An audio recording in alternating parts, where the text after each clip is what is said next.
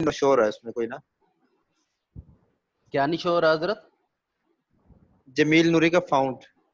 اچھا ایسے ہے حضرت، اس میں نا جمیل نوری نستعلیق جو ہے وہ کئیوں میں انسٹال نہیں ہوتا. تو اس میں دو باتیں ہیں، ایک تو یہ ہے کہ ایم ایس آفس کون سا ہے آپ کے پاس؟ اب میرے پاس 2019 ہے، 2019 والا، تو یہ اپڈیٹڈ ہے، اس میں آلریڈی موجود ہوتا ہے. ان کیس آپ کے اس میں فائل میں موجود نہیں ہے تو اس کا حل یہ ہے کہ آپ انٹرنیٹ پہ لکھیں Jameel Noori Nastaliq font for M S Word, تو وہ ڈاؤن لوڈ ہو جائے گا، اسے انسٹال کر لیں. ٹھیک، شکریہ. ویلکم. اور کوئی بات حضرت اس حوالے سے؟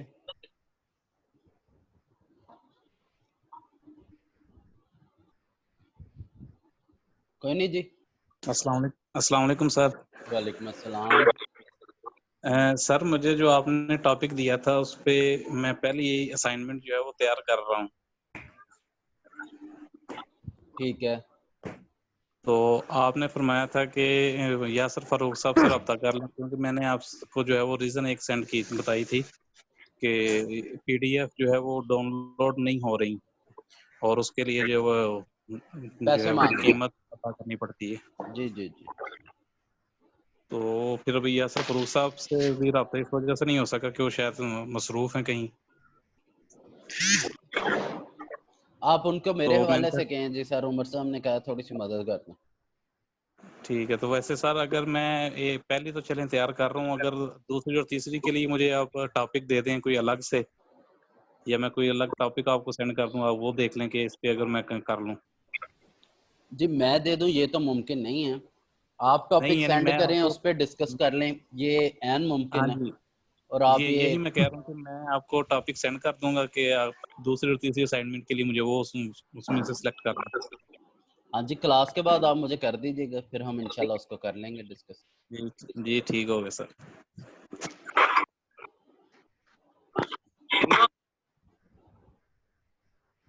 اچھا حضرات، آپ لوگوں کو یاد ہوگا ہم نے تھوڑا سا ڈسکس کیا تھا شروع والے لیکچر میں سورسز آف نالج، یاد ہے وہ؟ یس سر. تو کون کون سے ہیں ماخذ علم؟ سر حواس خمسہ، ویری گڈ. حواس خمسہ. وزڈم سر. وجدان عقل. حواس خمسہ، عقل، اور سر وہی. وہی. اچھا اب اتھارٹی. یہ نہیں، بس یہیں پہ رہیں گے ہم، ہمارا جو ڈسکشن ہے وہ اصل میں اسی سے متعلق ہے. ہم اگر آپ کو یاد ہو پچھلی دفعہ ڈسکس کر رہے تھے ان چیزوں کو، ان موضوعات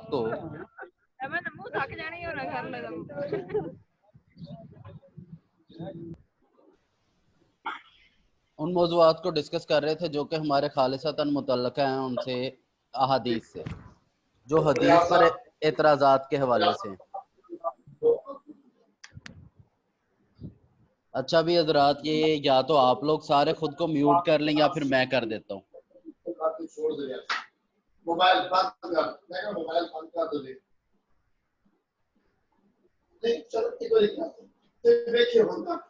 سر آپ ہی میوٹ کر دیں تو بہتر سر، یہ کوئی نہیں کریں گے. نہیں، اگر ان کیس میں کرتا ہوں نا میوٹ تو فیصل صاحب جیسے اب آپ نے بول لیا یا بات کر لی تو پھر وہ آپ کو پرمیشن لینی پڑے گی، میں الاؤ کروں گا تو بول سکیں گے، تو پھر وہ انٹریکشن نہیں صحیح ہوتا. خیر اب جو بولتا جائے گا ڈسٹرب کرتا جائے گا اسے میں میوٹ کرتا جاؤں گا، پھر وہ نہیں بول سکے گا. ٹھیک ہو گیا سر. چلیں خیر. اچھا یہ ماخذ علم میں یہ تین چیزیں بنیادی طور پر آتی ہیں، ایک حواس خمسہ ہے، ایک عقل ہے، اور ایک وحی ہے. سوال یہ ہے کہ کیا یہ تینوں پرفیکٹ ہیں؟ ہم کہتے ہیں نہیں. اچھا کیوں نہیں؟ کیونکہ حواس خمسہ ہم دیکھتے ہیں دور سے کہ پانی نظر آ رہا ہے، لیکن وہاں پاس جاتے ہیں تو پانی نہیں ہوتا، وہ بلکہ زمین سے ہوا اڑتی ہوئی یا بھاپ قسم کی ہوتی ہے، لیکن ہمیں لگتا ہے کہ وہ پانی ہے دور سے. ہم دیکھتے ہیں کہ عقل کے ذریعے ہمیں لگتا ہے کہ دور دھواں اٹھ رہا ہے تو آگ لگی ہوئی ہے. ہم وہاں پہنچتے ہیں، وہاں جا کے دیکھتے ہیں تو نتیجہ نکلتا ہے کہ وہاں تو اسموگ مشین لگی ہوئی ہے، آگ اوگ کا نام و نشان نہیں ہے وہاں پہ. تو یہ کیا ہے، ہماری عقل دھوکہ کھاتی ہے، ہمارے حواس دھوکہ کھاتے ہیں. اچھا پھر آگے مسئلہ آ جاتا ہے وحی. وحی کو یا وحی کے لیے جو دوسرا لفظ استعمال ہوتا ہے عقل کے مقابلے میں وہ ہوتا ہے نقل. اچھا اب ہم وحی کسے کہتے ہیں؟ ہمارے ہاں وحی دو چیزیں ہیں، ایک قرآن ہے ایک حدیث ہے.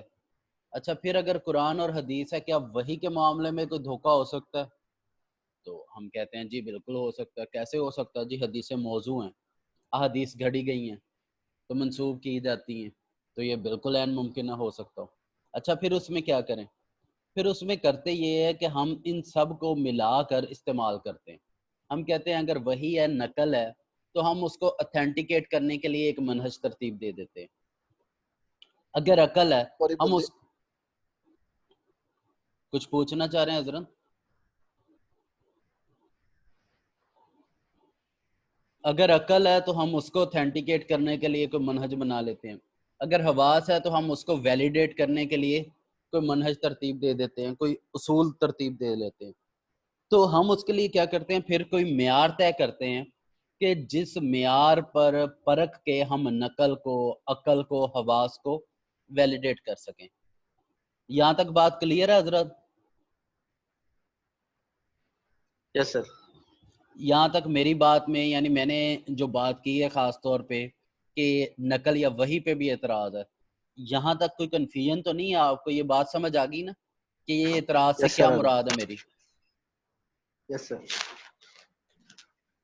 اچھا اب جب ہم یہ کہتے ہیں کہ نہ تو حواس درست یا مکمل ذریعے ہیں، نہ ہی کیا کہتے ہیں عقل مکمل ذریعہ ہے، نہ ہی نقل مکمل ذریعہ ہے، تو پھر ہم کیا کرتے ہیں؟ پھر ہم ان تینوں کو ویلیڈیٹ کرنے کے لیے ایک ایک منہج ڈیزائن کرتے ہیں. ٹھیک ہو گیا؟ اب ہمارے ہاں نقل کو ویلیڈیٹ یا مستند کرنے کے لیے، نقل کو چیک کرنے کے لیے، نقل کی استنادی حیثیت دیکھنے کے لیے ہمارے ہاں ایک منہج موجود ہے. اور وہ منہج آپ لوگوں کو پتا ہے کیا ہے وہ منہج؟ کیوں علماء کرام؟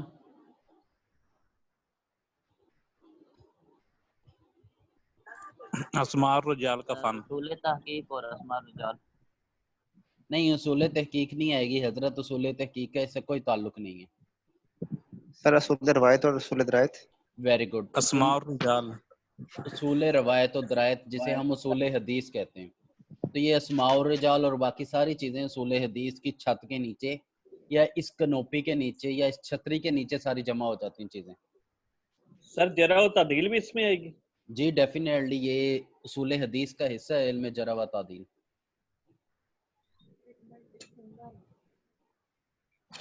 ٹھیک ہے جی، یہاں تک کلیئر ہے؟ یس سر. کوئی پریشانی تو نہیں ہے؟ نو سر.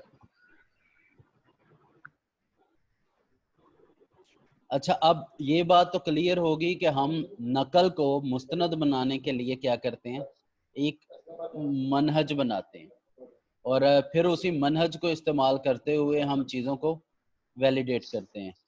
ایسے ہی ہے جی؟ اور ہمارے ہاں اس کے لیے جو منہج موجود ہے اسے ہم جانتے ہیں اصول حدیث یا علم الحدیث کہہ لیں.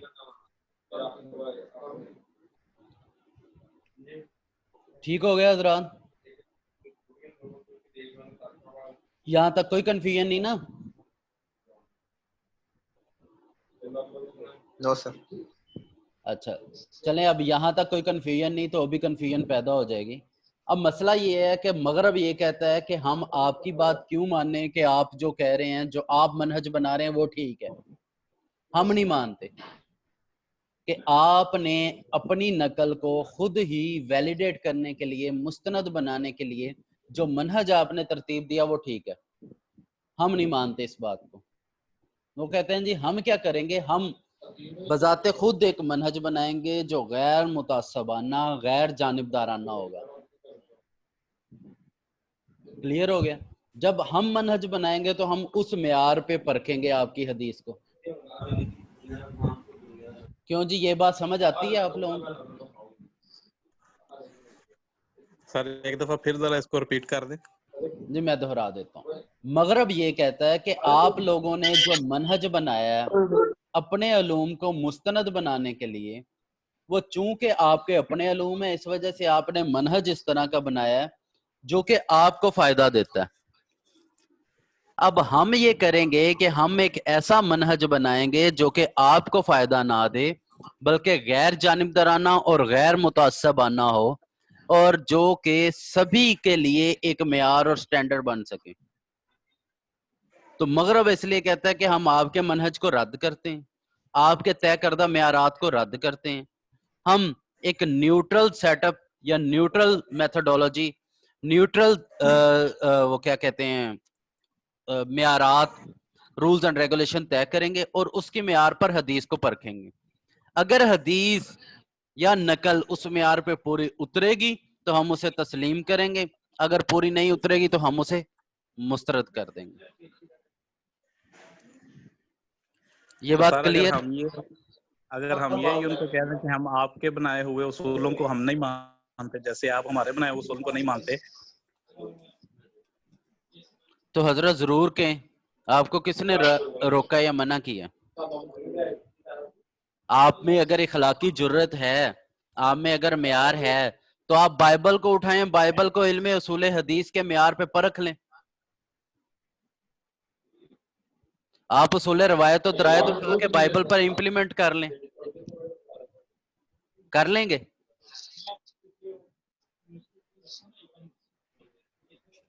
نہیں، ہم ویسے ایسی جذباتی باتیں کر لیتے ہیں اچھی اچھی، عملی طور پہ نہیں کر سکتے. نہیں ہونا سر. ہاں جی سخاوت صاحب کیا فرمایا آپ نے؟ سر میں نے کہا واقعتاً یہ مشکل ہے سر. اصل میں نا درمیان میں لوگوں کی ٹاک ہو رہی ہے، اس کی وجہ سے ڈسٹربنسز ہے، وہ بات جو کلیئر نہیں تھی وہ سن نہیں رہی جیسے سننی چاہیے سر.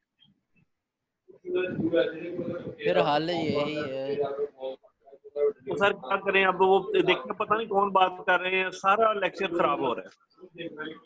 سر جو عادی مجرم ہے انہیں سر کر دیں میوٹ. یہ ثناء اللہ صاحب ہیں،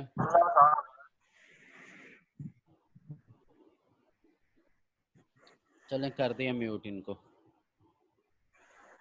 اچھا جی، آپ کو اب یہ بات سمجھ آئی ہے یا نہیں سمجھ آئی؟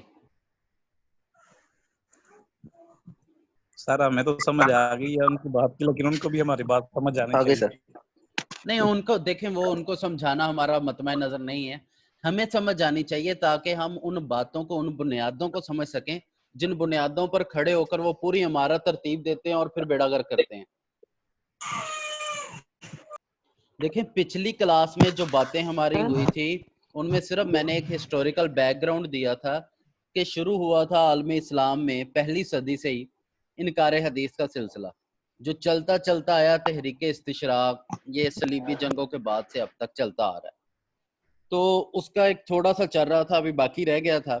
لیکن اب جو تحریک استشراق جدید دور میں شروع ہوئی تھی اس کی بنیاد کیا ہے، میں صرف وہ آپ کو سمجھانے کی کوشش کر رہا ہوں کہ ہمیں یہ سمجھ آ جانی چاہیے کہ اس میں یہ مسئلہ ہوا کیوں شروع اور اس میں یہ مسئلہ پیش کیوں آتا ہے. اس کی بنیادی وجہ یہی بنتی ہے کہ مانتے وہ بھی ہیں کہ جیسے حواس جو ماخذ علم ہے وہ یہ ہیں، یعنی وہ تو ان میں سے ایک تو طبقہ نقل کو یا وحی کو مانتے ہی نہیں، لیکن جو مانتے ہیں وہ کہتے ہیں کہ اچھا اب یہ جو نقل ہے ہم کیا کریں گے، اس کو اگر چیک کرنا کیا ہے کہ یہ مستند ہو سکتی ہے یا نہیں ہو سکتی.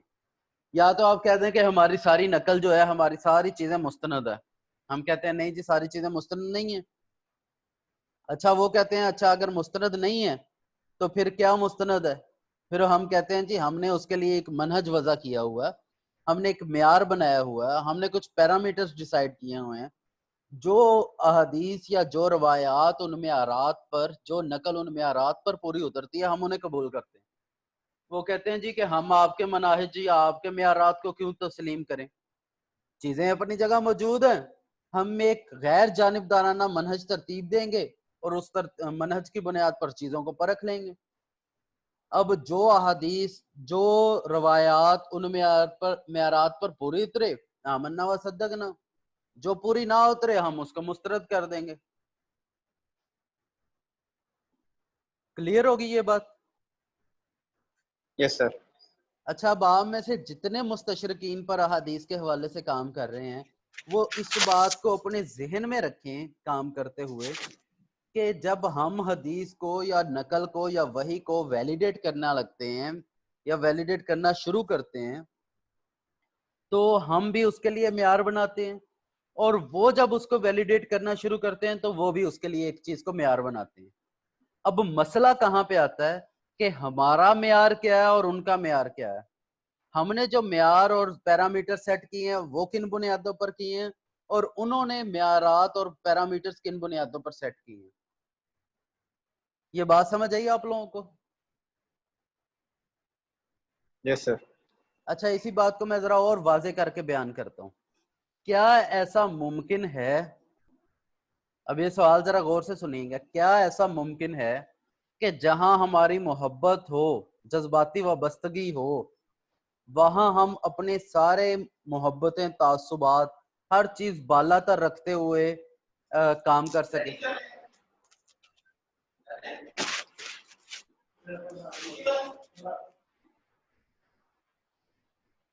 क्यों हजरात? दोबारा दोहरा दें जरा बात। मैं दोबारा दोहरा देता हूँ कि क्या ऐसा मुमकिन है कि जहां हम मोहब्बत करते हों या जहां हम नफरत करते हों वहां पर हम तमाम मोहब्बतें या नफरतें बालातर रखते हुए एक गैर जानिबदाराना मेयार कायम कर सके? बज़ाहिर मुमकिन नहीं है। बज़ाहिर मुमकिन नहीं है या इंसान के लिए मुमकिन नहीं है? बज़ाहिर मुमकिन नहीं है। अच्छा, क्या कोई ऐसा तरीकाकार है जो इस बज़ाहिर को खत्म कर सके? यही है कि जिससे जितनी मोहब्बत है उससे उतनी मोहब्बत में रहते हुए वो अपना काम कर लिया, जिससे नफरत है उसको उसी पे छोड़ दो। वेरी गुड, यही ह्यूमन नेचर है। अब इंसान की डेफिनेशन में, इंसान की सरिश्त में, इंसान की जबिल्लत में, इंसान की फितरत में कुछ चीज़ें मौजूद हैं।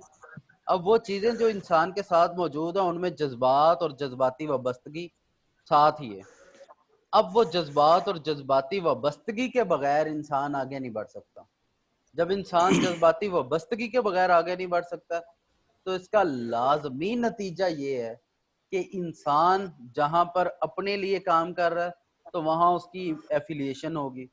इसी वजह से वो ये कहते हैं कि जब मुसलमानों ने अपने ही मजहब के लिए मेयारात बनाए, यानी इल्म उसूल हदीस वज़ा किया, इल्म उसूल हदीस तैयार किया, तो उनकी ये मुमकिन नहीं है कि बगैर किसी मोहब्बत के या बगैर किसी राय के आगे बढ़ गए।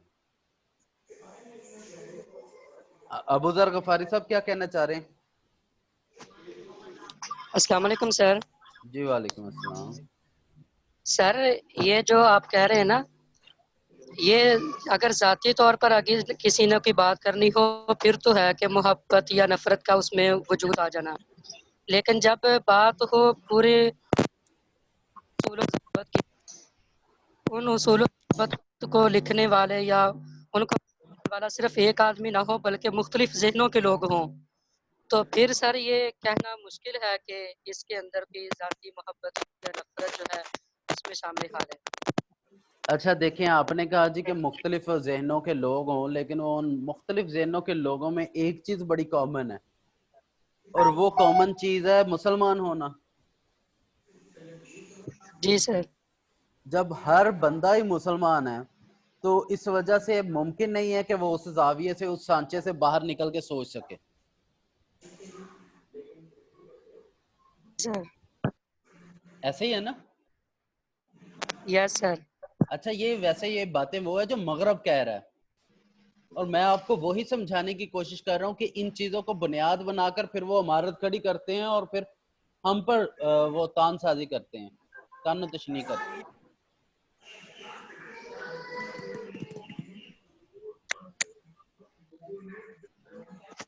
यहाँ तक क्लियर है हजरात?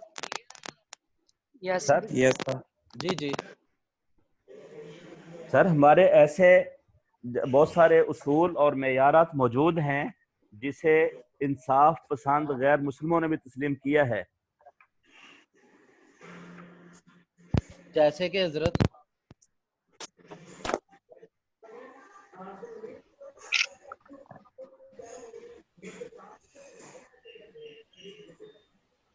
چیمہ صاحب اس کی کوئی مثال؟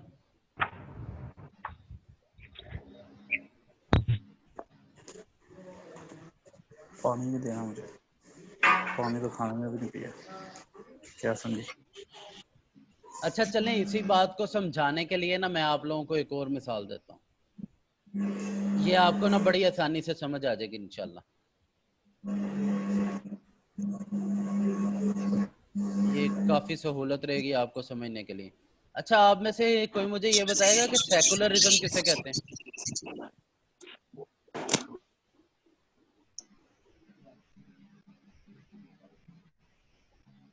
چیمہ صاحب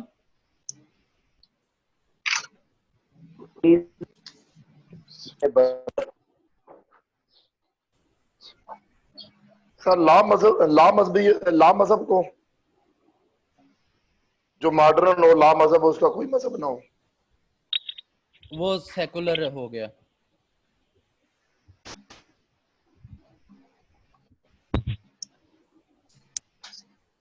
ایسے ہی ہے نا، یہی بتایا آپ نے؟ ہاں جی سر، سر مذہب جو ہے وہ اس کا کوئی مذہب نہیں، معاملہ ہے، اپنے اجتماعی معاملات میں مذہب کا عمل دخل نہ رکھیں۔ اچھا چلیں میں جی جی سر یہ ایک ایسا سسٹم ہے جس میں انسان کو سپریم اتھارٹی ملتی ہے کہ انسان سب کچھ ہے، انسان جس چیز کو ڈیفائن کرے گا وہی اصل میں ہے، اس کی سمجھ میں جو آئے گی بات وہی اصل میں ہے۔ صاحب دنیاوی امور سے مذہب کی بے دخلی کا نام سیکولرزم۔ اعلیٰ۔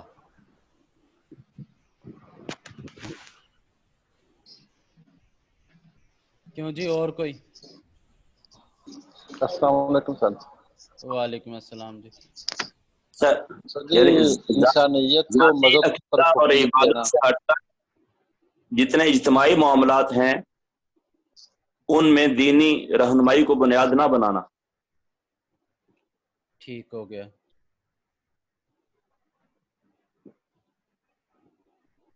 اور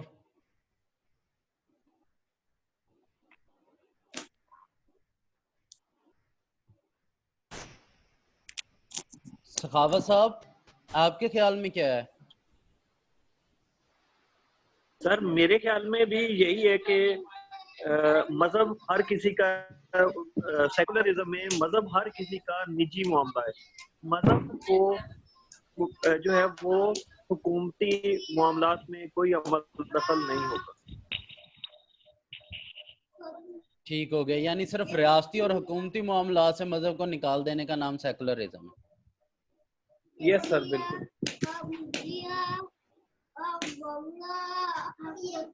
لوگوں کی پسند یا ناپسند پہ اصول بنیں گے، ان کی آزادی کو دیکھتے ہوئے اصول بنیں گے۔ سر زندگی کو اپنی دین کو اپنی زندگی کے تمام شعبوں سے نکال دینا سر، اس کو سیکولرزم۔ ٹھیک، یعنی رہنمائی دین کی بجائے محض عقل اور رواج سے لینا۔ سر دوبارہ سے سوری، سیکولرزم یہ نہیں کہتی کہ آپ مذہب کو نکال دیں یا یہ کر دیں، وہ کہتے ہیں کہ یہ آپ کا نجی معاملہ ہے، تو نجی معاملے میں آپ جیسے مذہبی جتنے مرضی سخت مذہبی بن جائیں اس پہ وہ کہتے ہیں کوئی اعتراض نہیں، جی صرف اجتماعی معاملات مذہب کو عمل دخل نہیں ہو۔ چل ٹھیک ہو گیا۔ اچھا ابھی آپ کے سامنے میں نے دو شخصیات لکھی ہیں اور دو شخصیات کے حوالے سے جو چیزیں لکھی ہیں ان دونوں کا آپس میں ذرا ایک کمپیریزن تو کریں۔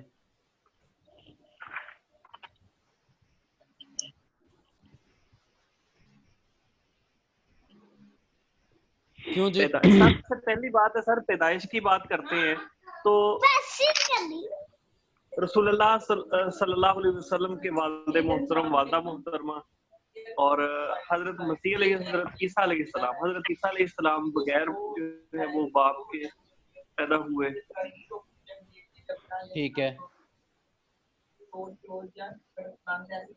सर एक एक करके सबसे राय लेते जाए ताकि एक एक पॉइंट, अगर मेरा मशवरा। असल में ना टाइम कम है, मैं सिर्फ इनको ना शॉर्टली ब्रीफली डिस्कस कर देता हूँ ताकि आपको मेरी बात समझ आ जाए। जरूर सर। सैयदना ईसा अलैहिस्सलाम की पैदाइश होती है, नबी अकरम सल्लल्लाहु अलैहि वसल्लम की पैदाइश होती है, तरबियत उधर भी हो रही है, तरबियत इधर भी हो रही है।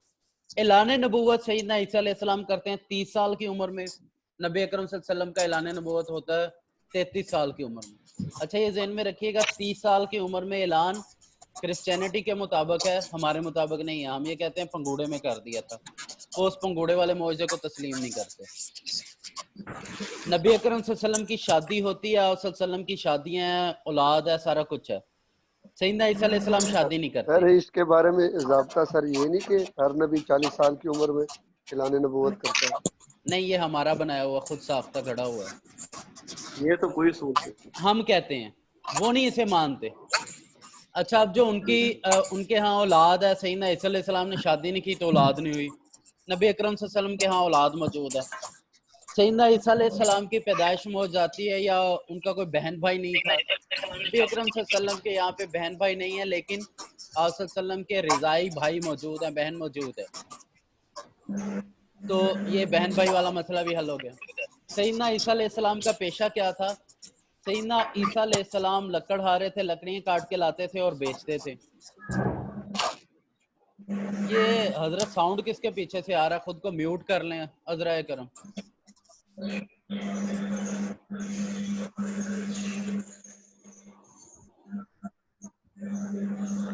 अमानुल्लाह साहब। Yes sir. हजरत म्यूट करें खुद को। सर मेरे पीछे साउंड नहीं, मैं तो बिल्कुल अलग कमरे में बैठा हूँ। फिर ये साउंड किसकी तरफ से आ रहा है? पता नहीं सर, मैं तो बिल्कुल अलग कमरे में हूँ, कोई आवाज नहीं आ रही। अच्छा जी, अब पेशे के एतबार से सैयदना ईसा अलैहिस्सलाम सिर्फ एक लकड़हारे थे, लकड़ियां काट के लाते थे, बेचते थे, जबकि नबी अकरम सल्लल्लाहु अलैहि वसल्लम ताजिर। अब रियासती अमूर की तरफ आते हैं। सैयदना ईसा अलैहिस्सलाम की जिंदगी में ना तो आपने हुक्मरानी की, ना आपने कोई जंग लड़ी, ना आपकी जिंदगी में कोई हुक्मरानी के एतबार से कोई आपने काजी फैसले किए हैं, तो ये तमाम पहलू मौजूद ही नहीं है। जब ये तमाम पहलू मौजूद नहीं है तो सैयदना ईसा अलैहिस्सलाम की पूरी हयात मुबारका से जो क्रिश्चियनिटी को सारी बातें मिलती हैं, वो सारी की सारी चीजें, सारे के सारे अहकाम ऐसे हैं जो कि सैयदना ईसा अलैहिस्सलाम से फॉलो करके हम लोग अपनी जाती जिंदगी में शामिल कर सकते हैं, लेकिन उनको मुआशरती या इज्तिमाई जिंदगी में शामिल नहीं किया जा सकता। अगर हम देखें इज्तिमाई जिंदगी से मुराद है पब्लिक लाइफ, तो अगर हम पब्लिक लाइफ या पब्लिक लाइफ के एतबार से रोल देखें तो वो सैयदना ईसा अलैहिस्सलाम के यहाँ या क्रिश्चियनिटी में मौजूद ही नहीं है। जबकि नबी अकरम सल्लल्लाहु अलैहि वसल्लम या इस्लाम की तालीमात देखें तो यहाँ पे तमाम अहकाम जो कि इज्तिमाई जिंदगी से मुतल्लक है वो सारे मौजूद हैं। ये बात समझ आई आपको? जी नहीं सर जी। यस सर, समझ लग गई। जी सर समझ आ गई। चले मुबारक होकर समझ आ गई। अच्छा अब देखिए, क्रिश्चियनिटी ने चूंकि उनका मजहब खालिसतन ताल्लुक ऐसी चीजों के साथ रखता था जो कि इंसान की प्राइवेट लाइफ है, तो उन्होंने कहा जी कि जो मजहब है उसको प्राइवेट लाइफ में रखना चाहिए, उसको पब्लिक लाइफ में इंटरफेयर नहीं करना चाहिए। ये बात समझ आई? जी। तो पब्लिक लाइफ में मजहब को इंटरफेयर ना करने देना या पब्लिक लाइफ से मजहब को निकाल के बाहर फेंक देने का नाम सेकुलरिज्म है। जी। अच्छा अब हम क्या करते हैं, हम क्रिश्चियनिटी से जब भी तकाबुल करते हैं ना, हम ये कहते हैं जी उनके यहाँ खानदानी अहकाम नहीं है। हाँ जी नहीं है। उनके यहाँ सियासी अहकाम नहीं है। अच्छा नहीं है। उनके यहाँ जंग के लिए अहकाम नहीं है। अभी नहीं है। भी क्यों नहीं है? क्योंकि उनके यहाँ जो मजहब है वो तो है ही जाती जिंदगी के लिए। उनके नबी से जो उनको तालीमात मिली है वो है ही खालिसतन जाती जिंदगी के लिए। अच्छा अब उन्होंने क्या किया कि बजाय इसके कि वो ये कहते जी कि हम मुआशरती जिंदगी के लिए हमारे मजहब में अहकाम नहीं है तो हम किसी और मजहब से ले लें, नहीं, उन्होंने क्या किया, अपनी कमजोरी को अपनी ताकत बना लिया। اور اپنی کمزوری کو طاقت کیسے بنایا؟ انہوں نے طاقت اس طرح بنایا کہ ایک تھیوری ڈیفائن کر دی کہ جو چیز اس معیار پہ پوری اترے گی ہم اسے قبول کریں گے، وہ ٹھیک ہوگی۔ اب انہوں نے وہ تھیوری بنائی جسے ہم سیکولرزم کے نام سے جانتے ہیں۔ جب تھیوری سیکولرزم کے نام سے بن گئی تو انہوں نے یہ تھیوری کس بنیاد پہ بنائی؟ جو ان کے مذہب کی تعلیمات ہیں، انہوں نے اسی مذہب کی تعلیمات کو اٹھا کے پورا کا پورا ہر جگہ پہ لاگو کر دیا۔ یہ بات سمجھ آئی ہے حضرت؟ جی جی اچھا یہ اب بات پہلی مرتبہ سمجھ آئی ہے۔ چلیں کوئی بات نہیں، آہستہ آہستہ اور بھی بہت کچھ سمجھ آئے گا۔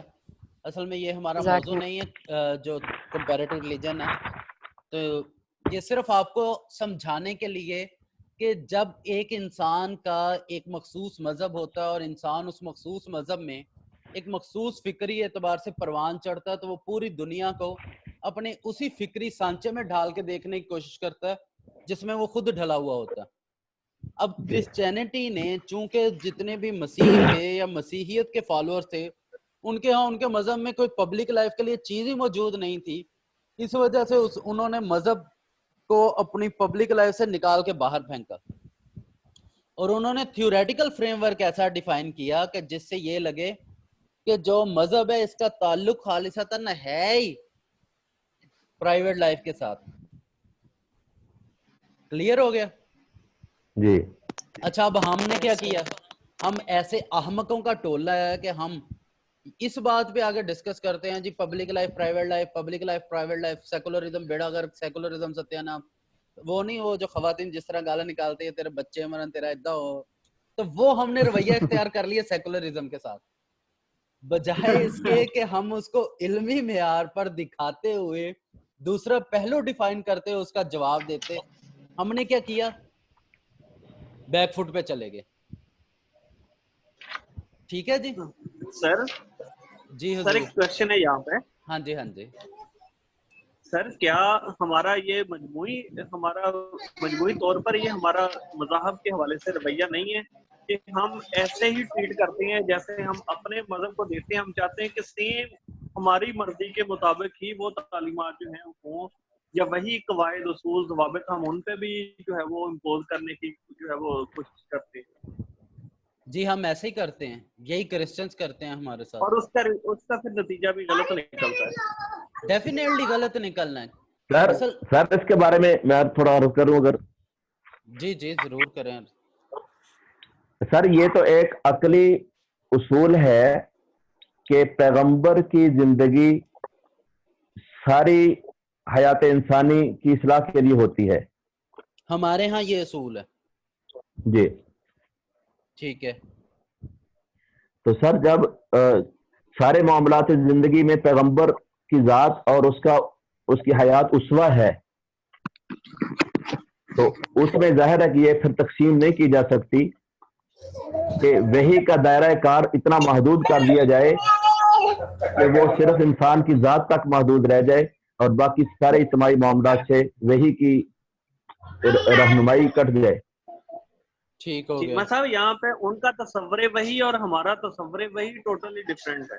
ایگزیکٹلی یہی میں سمجھانے کی کوشش کر رہا ہوں کہ وہ کس طرح دیکھتے ہیں، جی تو ہمیں خود سے جواب دینے کی ضرورت نہیں ہے۔ میں یہ سمجھا رہا ہوں کہ جس طرح انہوں نے اپنے سانچے کے اعتبار سے، اپنے فکری سانچے کے اعتبار سے چیزوں کو ڈیفائن کیا، چیزوں کو ڈیزائن کیا، اسی طرح وہ ہمیں بھی یہی کہتے ہیں کہ ہم بھی اپنے فکری سانچے کے مطابق اپنے اصول و معیارات قائم کرتے ہیں۔ صحیح۔ اسی وجہ سے وہ کہتے ہیں کہ جو آپ نے بنائے ہوئے اصول حدیث ہے، اصول روایت و درایت ہے، علم جرح و تعدیل ہے یا علم اسماء و رجال ہے، ہم اس کو نہیں مانیں گے۔ یہ ساری چیزیں آپ نے اپنے فائدے کے لیے گھڑی ہیں، جو اسماء و رجال اور ساری تاریخ لکھی ہے آپ نے، یہ ساری متعصبانہ اور محبت کی بنیاد پہ آپ لوگوں نے جان بوجھ کے ایسی لکھی۔ ہم کیا کریں گے؟ ہم ایک الگ سے معیار بنائیں گے جو کہ آپ کا نہیں ہوگا، ہمارا نہیں ہوگا، بلکہ غیر جانبدارانہ، غیر متعصبانہ ہوگا۔ ہم اس کے اوپر عیسائیوں کو بھی پرکھیں گے، یہودیوں کو بھی پرکھیں گے، مسلمانوں کو بھی پرکھیں گے، ویداز اور گرو گرنتھ کو بھی پرکھیں گے۔ بالکل صحیح۔ ٹائم ختم ہو رہا ہے سر۔ یہاں تک کلیئر ہے؟